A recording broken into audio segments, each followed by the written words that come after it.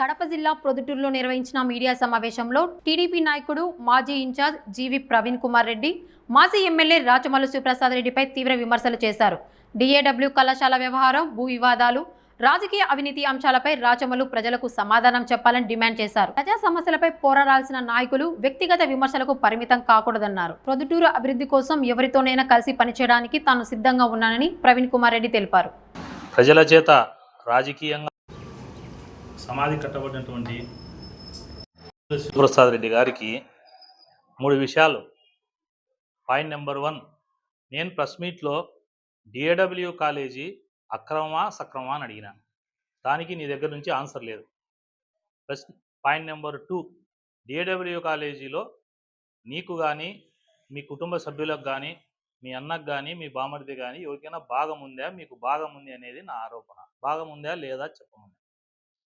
Point number 3, DAW కాలేజీకి సంబంధించి నువ్వు డబ్బులు తీసుకున్నావు.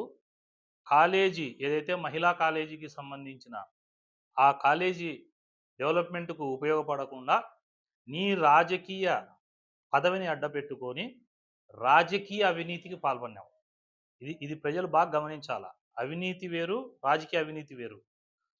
పదవిని అడ్డం పెట్టుకొని అధికార పార్టీలో ఎమ్మెల్యేగా ఉండి ప్రజలకు మేలు చేయాల్సిన నువ్వు మహిళా కాలేజీకి సంబంధించిన స్థలాన్ని అమ్మేదాంతో ఎవరైతే అది కొట్టేయాలని కుట్ర చేసినారో ఆ కుట్రదారులతో నువ్వు మమేకమయ్యి మీ అన్నకు భాగం ఇప్పించుకున్నావు. అదే నీ కుటుంబానికి భాగం పెట్టుకొని నువ్వు రాజకీయంగా పదవిలో ఉన్నందుకు ఆర్థికంగా డబ్బులు తీసుకొని అది అక్రమా సక్రమా చెప్పమంటే ఈ 3 క్వశ్చన్స్కు నీ దగ్గర ఆన్సర్ లేదు.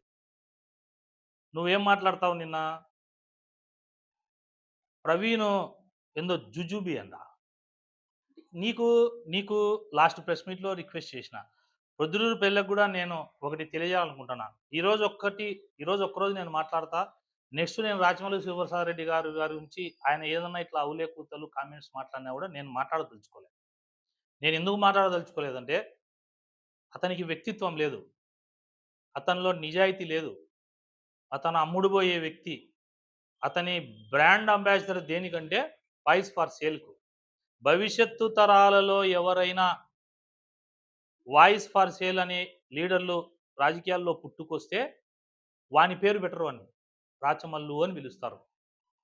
అతను అంటాడు జుజుబి అంటాడు, కొద్దిసేపు ప్రవీణ్ స్థాయే కాదు నేను మాట్లాడను అంటాడు. ప్రతి ప్రెస్ మీట్లో మళ్ళీ నా ప్రస్తావన చేస్తాడు. మాట్లాడనంటాడు. కొంతసేపు ఏమంటాడు, 30% ప్రవీణ్ నువ్వు చేసిన దానివల్ల నేను ఓడిపోయినా అంటాడు. రెండుసేపు నేను అతను ఎవరు నన్ను అడగనీకి అంటాడు. రాచమల్లు ప్రసాద్ రెడ్డి గారికి క్లియర్గా చెప్తున్నా, రాజకీయాల్లో నువ్వైనా నేనైనా ఉన్నప్పుడు పదవి స్థాయి కాదు ఇంపార్టెంట్. చిన్న కార్యకర్త కానీ లేదు, ప్రజల్లో ఒక సామాన్యుడు, పూరి గుడిసెలో నివసించే ఒక సామాన్యుడు మనల్ని ప్రశ్నించినా జవాబు చెప్పగలిగిన వాడే నా దృష్టిలో నిజమైన నాయకుడు. నువ్వు డమ్మీ నాయకుడివి. రెండోది, నువ్వు ఫెయిల్యూర్ లీడరు. దయచేసి వాళ్ళన్న కిరణ్ అన్నకు చెప్తాండా, బంగారెడ్డికి చెప్తాండా, ఇతన్ని తక్షణం ఏదైనా ఒక చల్లటి ప్రదేశానికి తీసుకుపోయి ఒక 2-3 రోజులు అతనికి ఇష్టమైన వంటకాలు వండించి పెట్టి అతనికి తినే వస్తువులో లేకపోతే తాగే వస్తువులో కూల్ డ్రింక్స్లోనో లేదో ఏదైనా సరే అతనికి ఏది ఇష్టం ఉంటుందో ఆ ఇష్టమైన పదార్థాలు పెట్టి అతనికి ఇష్టమైన మాటలు మాట్లాడి అతని మనసులో ఫస్ట్ అతను మెంటల్గా ఎందుకు డిస్టర్బ్ అయినాడో కనుక్కోవాలి. మానసికంగా ఎందుకు డిస్టర్బ్ అయినాడు? ఓడిపోవడం వలన, పదవి పోవడం వలన, లేకపోతే లోపకారి ఒప్పందాల్లో ఏమన్నా తేడాలు వచ్చినాయా, లేకపోతే అతని ప్రాబ్లం ఏందో ఫస్ట్ కనుక్కోండి. ఇంట్లో వాళ్ళకి తెలుస్తుంది, ఎందుకంటే ఇది బయట వ్యక్తులు చేయలేరు. ఆ మనిషి ఇప్పుడు గతంలో మనం చాలా సినిమాల్లో చూసింటాం, బయట చూస్తూ ఉంటాం. ఎవడన్నా కొంచెం మెంటల్గా డిస్టర్బ్ అయినా ఏదన్నా గాయాల పాలైతే కనుక తల్లిదండ్రులు ఏం చేస్తారంటే వానికి ఇష్టమైంది నాయన ఈరోజు ఏం చేసి పెట్టాలా నీకు ఫలానా ఇష్టమైన ఐటమ్ అదని తెస్తారు. అట్లా ఇతన్ని తీసుకుపోయి కుటుంబ సభ్యులు మెంటల్గా ఫస్ట్ సెట్ చేయండి. మళ్ళా నిన్న నేను ప్రెస్ మీట్ చెప్పిన వద్దు ఇట్లాంటివన్నీ. మళ్ళీ ఏందో జుజుబి అంటాడు. నేను అంతకంటే నీచమైన మాటలు నేను అనగలను, నేను అనొచ్చు. కానీ ఇట్లా అంటా పోతా అంటే కనుక గాడిదకు గుర్రానికి తేడా ఉండదు. నేను గుర్రాన్ని, నువ్వు గాడిదవు. తేడా ఉండదు. నువ్వేముంది నోటికొచ్చిన మాటలు, నోటికొచ్చిన అబద్ధాలు మాట్లాడతావు. ఇంకొకటి నేనేందో నా దగ్గర గన్నుందంట, నేనేందో గన్ను నాదంట, గుండు నాదంట. గన్ను నాదే, గుండు నాదే అయినప్పుడే గన్ను నాదే, గుండు నాదే అయినప్పుడు నీ భుజం ఎవడికి కావాలా? ఏం నీ భుజం ఏమన్నా పెద్ద నీదేమన్నా విలువైన భుజమా? ఏదో మళ్ళీ ఆయన భుజం మీద పెట్టి కాల్చాలంట. ఏం మాట్లాడుతున్నావు నువ్వు? నీకేమన్నా మెంటల్ ఎక్కిందే? నా దగ్గర పిస్టల్ ఉంది, లైసెన్స్డ్ పిస్టల్. పిస్టల్‌కో కాల్చాలంటే ఎవడి భుజాలు అవసరంలే. పిస్టల్ ఎట్ట కాల్చేది తెల్దా నీకు? మళ్ళా నా దగ్గర గన్ ఉందంటావు, భుజం పెట్టంటావు. అయినా నీలాగా గొంతమ్ముకొని వాయిస్ ఫార్ సేల్ అనే వ్యక్తితో ఎవరైతే రాజకీయ ప్రత్యర్థులు నిన్ను సంపాలని చూసినారో వాళ్ళ దగ్గర లెక్కెత్తినావు చూడు, అంత నీచమైన నీ భుజం నాకొద్దు. నాకు కాల్చాలనే లేదు. నువ్వు చెప్తున్నావు కాబట్టి చెప్తానా. కాల్చాలనే క్యారెక్టర్ కూడా నాది కాదు. నేను ఎవరైనా ప్రొద్దుటూరు నియోజకవర్గంలో రాజకీయమైన అవినీతి చేసినా, పదవులను అడ్డం పెట్టుకొని చేసినా, ప్రజలకు అన్యాయం చేసినా మాట్లాడతా. అంతే తప్ప నాకు భుజాలు పెట్టి కాల్చేటివి నీ అంత క్యారెక్టర్‌లెస్ భుజం మీద పెట్టే అంత కర్మ నాకు పట్టలే. ఆ అవసరం కూడా నాకు లేదు. డిఏడబ్ల్యూ కాలేజీ నేను మొన్న కూడా చెప్పిన. కడ్డీలు నువ్వే ఎత్తుకుపోయినారని చెప్పినావు. కడ్డీలు యాడికి ఎత్తుకుపోయినారని చెప్పినావు? డిఏడబ్ల్యూ కాలేజీకి ఎత్తుకుపోయినారని చెప్పినావు. డిఏడబ్ల్యూ కాలేజీలో మీ అన్నకు భాగం ఉంది కదా! మరి నీకు వచ్చినాయి కదా అని అడిగినా. దానికి ఆన్సర్ చెప్పు. ఏందేందో మాట్లాడతావు. ఏందో రొంసేపు నా మాటలకు రిప్లై ఇయ్యనంటావు గదా! దానికన్నా కట్టుబడు. ప్రజలు నేను చెప్పింది నిజం అనుకుంటారు. నాకే మేలు. లేదు రిప్లై ఇస్తావు. నిజంగానే మాట్లాడు. ప్రతిరోజు ప్రెస్ మీట్‌లో నా పేరు ఎత్తేది. మళ్ళా ముందరలే నేను మామూలుగా అయితే ఆ పిల్లోడికి సమాధానం చెప్పాను. ఏంది పిల్లోడు? ఏ పిల్లోడంటే నేనేమన్నా పాలు తాగే పిల్లోడినా? మళ్ళా నా చేతిలోనే 30% ఓడగొట్టుకున్నా. ప్రవీణ్ వల్లే ఓడిపోయినా అంటావు. నువ్వే ఓడిపోయినానంటావు. నువ్వే పిల్లోడంటావు. నువ్వే జూజూబి అంటావు. నేను గూడా నేను అనగలను 100. ఏమొస్తది దానివల్ల? నేను నిన్నంటే ఏమొస్తది? నువ్వు నన్నంటే ఏమొస్తది? నువ్వైనా, నేనైనా, ఇంకొక వ్యక్తులైనా రాజకీయాల్లో ఉండేవాళ్ళము ప్రజల సమస్యల కోసమో, ప్రజల అభివృద్ధి కోసమో, లేకపోతే ప్రజలకు ఎవరైనా నాయకుడు ఇక్కడ ఎవరైనా పరిపాలించేవాడు అవినీతి చేస్తానో బయటికి తీస్తే మంచిది. మాదేదన్నా అవినీతి ఉంది. చెప్పు ఓపెన్‌గా. మేము చెప్తున్నాం నీ అవినీతి.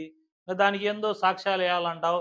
నాకు ఎంక్వైరీ బెయిల్ అంటావు. నేను నేను నేను నిన్న గూడా చెప్పినా మొత్తుకొని. "ఒరేయ్ నాయనా నీకు లోపకారి ఒప్పందం ఉంది. నీ మీద ఎయ్యరని నేనే చెప్తున్నా గదా!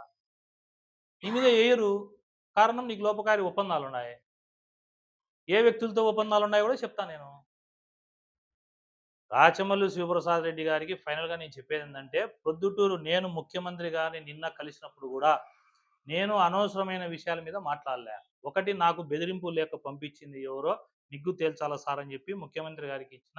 ఆయన ఇంటెలిజెన్స్ చీఫ్‌కు పంపించినారు. ఇంటెలిజెన్స్ వాళ్ళు ఎంక్వైరీ చేస్తారు. నిజానిజాలు ఎవరో బయటపడతారు. ఆ రోజు ఆ లెటర్ రాసిన కారకులు ఎవరైనా వాళ్ళని వదిలిపెట్టేది ఉండదు. ఖచ్చితంగా చట్టపరమైన శిక్ష ఉంటాది.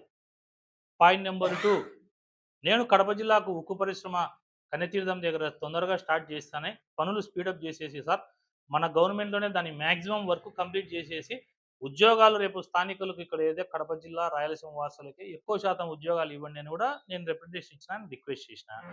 పాయింట్ నంబర్ 3 మున్సిపాలిటీలో బకాయిలు దండిగా పేరకపోయిండాయి. ఎవరైనా ఆలోచన చేయండి. ఆ పన్ను బకాయిలు గాని, మున్సిపాలిటీకి రావాల్సిన డబ్బులు వసూలు చేస్తే మన మున్సిపాలిటీ అభివృద్ధి జరిగేదానికి ఆ నిధులు ఉపయోగపడతాయి. మంచివే అడిగిన. మార్కెట్‌కు ఫండ్స్ తక్కువున్నాయి. మార్కెట్ స్టార్ట్ చేయాలంటే కావాలని అడిగిన. అతి ముఖ్యమైనది ఏందంటే పొద్దుటూరులో పాల కేంద్రాన్ని ఓపెన్ చేస్తే గనక పాల కేంద్రం ద్వారా దాదాపుగా 4, 5 వేల కుటుంబాలు మహిళలు ఆర్థికంగా అభివృద్ధిలోకి వస్తారు.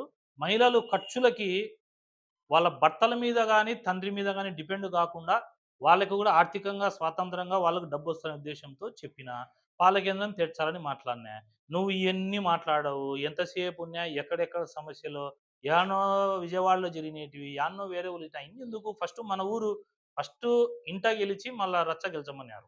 నువ్వు ఫస్ట్ ఇంట్లో ఇక్కడ పొద్దుటూరులో నీ నీ మెంటల్ స్టేబిలిటీ ఏంది పొద్దుటూరులో చూసుకో. తర్వాత నువ్వు రాష్ట్రం పో. రాష్ట్రం తర్వాత దేశం పో. జగన్మోహన్ రెడ్డి గారు క్లియర్‌గా మీ పార్టీలో ఎమ్మెల్సీ రమేష్ యాదవ్ ప్రిఫరెన్స్ ఇస్తా. నీకు రేపు ప్రొద్దుటూరు సీటు వస్తాదో రాదో అనే ఉద్దేశంతో నువ్వు జగన్మోహన్ రెడ్డి గారు నేను రాష్ట్ర అధికార ప్రతినిధిగా అని చెప్పేసి వాడు, వీడు అని చెప్పి అధికార పార్టీ నాయకులు మాట్లాడుతా అంటే గనక జగన్మోహన్ రెడ్డి మీది గొడ్డలి పార్టీ కాబట్టి మీరు అహింసే మీకు ముఖ్యం కాబట్టి జగన్మోహన్ రెడ్డి అబ్బా రాజమౌళి ప్రసాద్ రెడ్డి ఏమి విరగదీస్తున్నాడు ప్రెస్లో సంపుతున్నాడులే ఇంక టికెట్ ఇవ్వకుంటే ఎట్లా అని అతను టికెట్ ఇవ్వాలనే ఉద్దేశంతో నీకు టికెట్ వస్తుందా రాదా అని రాజకీయాలు చేస్తున్నావు. నేను టికెట్ వస్తుందా రాదా అని రాజకీయాలు చేయడంలే. ప్రజలకు ఉపయోగపడే పని మనము ప్రభుత్వంలో ఉన్నా ప్రతిపక్షంలో ఉన్నా ప్రజలకు ఏదైనా మేలు చేసే పని చేయాలనే ఉద్దేశంతో నేనుండా. నువ్వు ఎట్టో కొట్ల లోపకారి ఒప్పందంతో నేను మళ్ళా చెప్తున్నా కదా, నీకు డిఏడబ్ల్యూ కాలేజీలో రాజకీయ అవినీతి చేసినావు. పాయింట్ నెంబర్ 2 నీ కుటుంబానికి భాగం ఉంది. పాయింట్ నెంబర్ 3 కాలేజీ మహిళలు చదివే కాలేజీ డబ్బును కూడా ఇట్లా చేసినావంటే నీ వ్యక్తిత్వం ఏందనేది పొద్దుటూరు ప్రజలు అర్థం చేసుకున్నారు. అందుకే నిన్ను చిత్తుగా ఓడగొట్టి ఇంట్లో కూర్చోబెట్టినారు. అయినా కూడా నీలో మార్పు రాలే. ఇంకొకటి, మున్సిపాలిటీలో నీకు సంబంధించిన వ్యక్తులు 10-12 మంది స్టిల్ ఈ రోజుకి కూడా డ్యూటీకి రాకుండా డబ్బులు తీసుకుంటా టెంపరీ అవుట్సోర్సింగ్ దాంట్లో ఉన్నారు. వాళ్ళను కూడా తొలగిస్తారు తొందరలో. అది కూడా ముఖ్యమంత్రి గారికి ఫిర్యాదు చేసిన. రెండోది, రాజమల్లు శివప్రసాద్ రెడ్డి గారికి ఒకటి చెప్తానా, అభివృద్ధి మీద పోటీ పడదాం, నువ్వు సహకరించు. ప్రొద్దుటూరు ప్రజలకు ఏదైనా ఉపయోగపడే విషయం ఉంటే చెప్పు, నేను సహకరిస్తాను నీకు. అంతే తప్ప నీ లోపకారి ఒప్పందాలతో నువ్వు స్టీల్ కొట్టేసింది డిఏడబ్ల్యూ కలిపింది అంటావు, నువ్వే మళ్ళీ దాంట్లో భాగాలు పెట్టుకున్నావు. ఇట్లాంటి నీచమైన రాజకీయం వద్దు. నువ్వేందో నిన్న నాది ఏదో అవినీతి ఏందో చెప్తాన్నావు కదా, చెప్పు ఓపెన్గా. నాది ఏదన్నా ఉంటే నేను ఒక్కటే చెప్తాను, ప్రొద్దుటూరు ప్రజలకు ఒక విజ్ఞప్తి చేస్తున్నా. నాకు తెలిసి ఎటువంటి అవినీతి చేయలే, తప్పు చేయలే. ఒకవేళ ఎక్కడైనా నాకు తెలుసో తెలియకో జరిగినా కూడా ఐఆమ్ రెడీ టు అపాలజీ. నేను క్షమాపణ చెప్పి ఇది నా వల్ల పొరపాటు చెప్పిందని ఓపెన్గా చెప్పే ధైర్యం నాకుంది. ఇది రాచమల్లు ప్రసాద్ రెడ్డికి ధైర్యం ఉందే? నేను ఓపెన్గా చెప్తా, ఫలానా ఇష్యూలో నాకు తెలుసో తెలియకో చేసిన ఇలాంటి పొరపాటు నెక్స్ట్ భవిష్యత్తులో చేయను, నన్ను క్షమించండి, శిరస్సు ఉంచి ప్రజలకు క్షమాపణ అడిగే గుణం నాలో ఉంది. నీలో ఉందా? ఎస్ఎస్ మాల్లో డబ్బు తీసుకోలేను, మహర్షి స్కూల్లో డబ్బు తీసుకోలే, డిఏడబ్ల్యూ కాలేజీలో డబ్బు తీసుకొని భాగం పెట్టుకోలే. మొత్తము ప్రొద్దుటూరులో రాజకీయ పదవిని, పవర్ని అడ్డం పెట్టుకొని కోట్లు కొల్లగొట్టి ఈరోజు వేల కోట్లకి ఎత్తినావు. అసాంఘిక కార్యక్రమాలు, మట్కా, క్రికెట్, గుట్కా, గ్యాంబ్లింగ్లు అన్నీ జరిపినావు. ఇప్పుడు దాని ఆధారాలు దొరకవు కాబట్టి అప్పుడెప్పుడో నీ ఇంట్లో నువ్వు జూదం ఆడిస్తే ఇప్పుడు ఆధారం మేమేం చేయాలి? దాని మీద సిట్టేసి దొరుకుతాయా మీ ఇంట్లో జూదం అనేటి ఏమన్నా మా దగ్గర ఇప్పుడు దొరుకుతాయా? అన్ని అవినీతి పనులు దొరకవని చెప్పేసి, రెండోది దొరికేటి ఏమైనా ఉంటే కనుక అవి లోపకారి ఒప్పందం పెట్టుకొని నీ ఇష్టానుసారం చెలవేగిపోతున్నావు. నోరు అదుపులో పెట్టుకొని అభివృద్ధి వైపు రాచమల్లు ప్రసాద్ రెడ్డి ప్రయాణం చేయాలా, అభివృద్ధిని చేసేదానికి సహకరించాలా. ఇంకా ఏదన్నా ప్రజలకు అవసరమైన నీడ్స్, ప్రతిపక్ష నాయకుడు కాబట్టి నీ దగ్గరికి వస్తారు.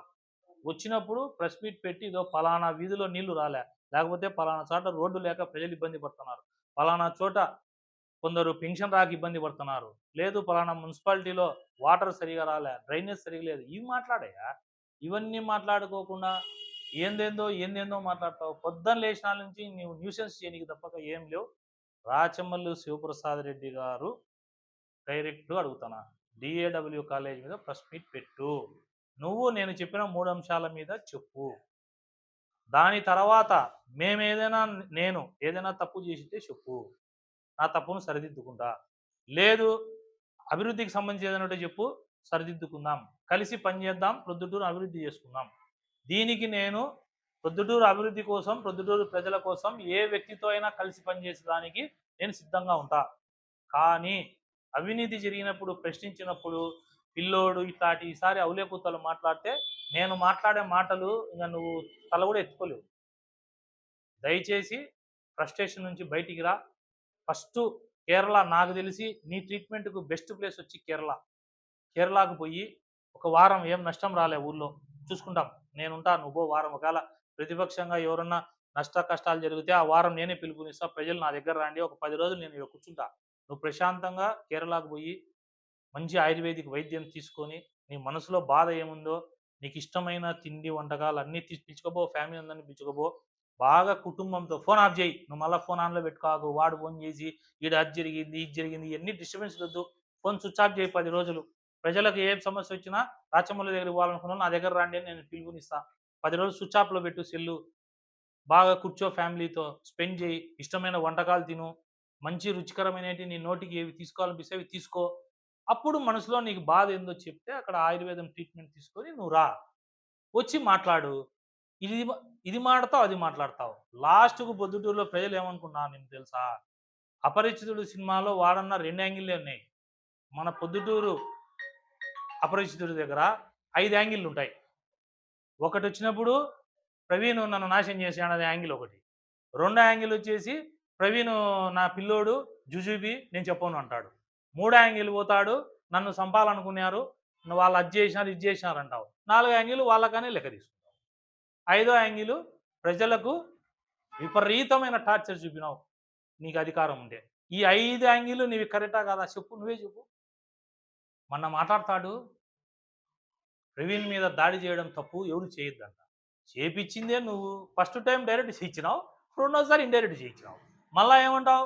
దాడి చేయకూడదు, రాజకీయాల్లోనికి ఇట్లా చేయొద్దంటావు. ఏంది అపరిచితుడు ఇది? అందుకే కేరళ బాగా ఇప్పుడే మాన్సూన్ ఎంటర్ అయింది. నైరుతి ఋతుపవనాలు కూడా వచ్చి ఉన్నాయి.